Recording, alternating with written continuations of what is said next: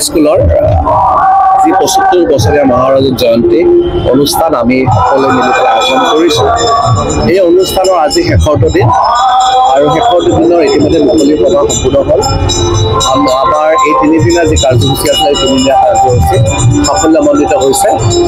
আমাৰ ৭৫ বছৰীয়া আমাৰ এই অনুষ্ঠানখন দক্ষিণ কামৰূপ বিদ্যাপীঠ হাইস্কুল আমাৰ ইয়াতে বহু ঐতিহ্যমণ্ডিত এই বিদ্যালয়ৰ পৰা বহুতো ছাত্ৰ ছাত্ৰী ইতিমধ্যে অসম তথা বেলেগ ৰাজ্য তথা বিদেশতো তেওঁলোকে কৰ্মৰত হৈ আছে। মই আশা কৰিছোঁ আগন্তুক দিনবিলাকত আমাৰ ছাত্ৰ ছাত্ৰীয়ে আকৌ অধিক তেওঁলোকে কষ্ট কৰি আমাৰ এই বিদ্যালয়খনৰ সুনাম অৰ্জন কৰিব।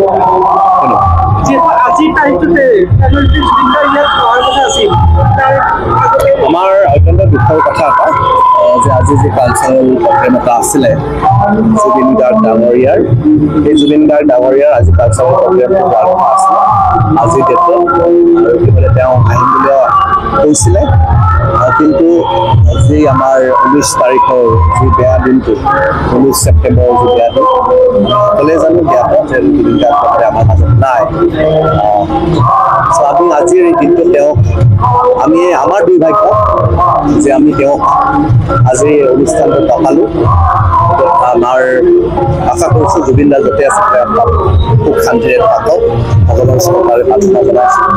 আৰু যি আমি অসম ৰাইজে যিটো বিচাৰিছোঁ যে জুবিন দাৰ ডাঙৰীয়াৰ যি ন্যায়, সেই ন্যায় যাতে আমি অসমবাসী ৰাইজে পাওঁ তাৰে কামনা কৰিছোঁ। ধন্যবাদ।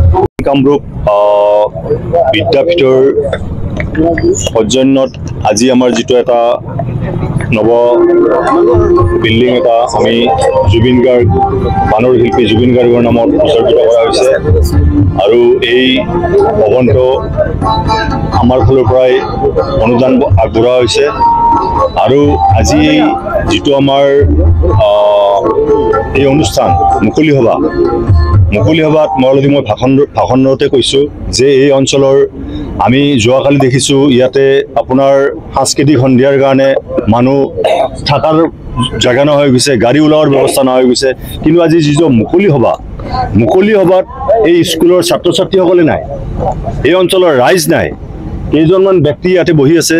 কিন্তু সঁচাকৈ মৰ্মাহত হৈছোঁ এনেকুৱা এটা অনুদান দিয়াৰ পিছত এখন ৰাজহুৱা সভাত যাতে এনেকুৱা ধৰণৰ এটা অনুষ্ঠান মানুহ নাই, এই অঞ্চলৰ মানুহে আচলতে লাজ পাব লাগে। উদযাপন সমিতি উদযাপন সমিতি ঠিকে কৰি আছে। উদযাপন সমিতি যিমান পাৰে তেখেতসকলে চেষ্টা কৰিছে আৰু ইয়াৰে একচুৱেলি অঞ্চলবাসী ৰাইজ সাংস্কৃতিক সন্ধিয়া চাব আহিব। এতিয়া ধৰক আপোনাৰ হয়তো আগৰ চকীত কোনে বহিব কি নবহিব এনেকুৱা মেণ্টেলিটিত এনেকুৱা ধৰণৰ অনুষ্ঠান আমাৰ নিজৰে বৰ দুখ লাগে। একচুৱেলি মোৰ নিজৰ অলপ বেয়া লাগিছে যে এনেকুৱা এটা অনুষ্ঠান আগবঢ়াই আজি এনেকুৱা ধৰণৰ এটা পৰিৱেশ সৃষ্টি হ'ব বুলি মই ভবা নাছিলোঁ। গতিকে আগন্তুক দিনত যাতে এনেকুৱা ধৰণৰ পৰিস্থিতি নহয় তাৰ কাৰণে ৰাইজ সজাগ হ'ব, তাৰ কাৰণে আশা কৰিছোঁ। ধন্যবাদ।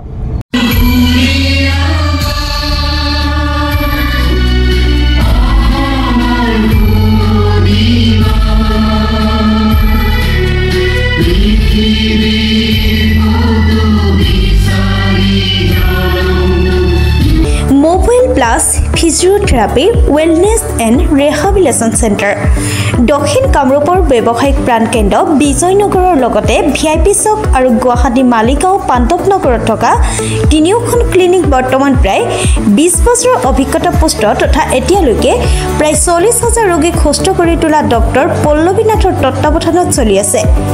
এই ফিজিঅথেৰাপি চেণ্টাৰ তিনিটাত বৰ্তমান অভিজ্ঞ ডক্টৰৰ দ্বাৰা যিকোনো জটিল ফিজিঅথেৰাপি চিকিৎসাৰ লগতে যিকোনো ৰোগীৰ ঘৰলৈ গৈ চিকিৎসা সেৱাৰ সুব্যৱস্থাও ৰাখিছে।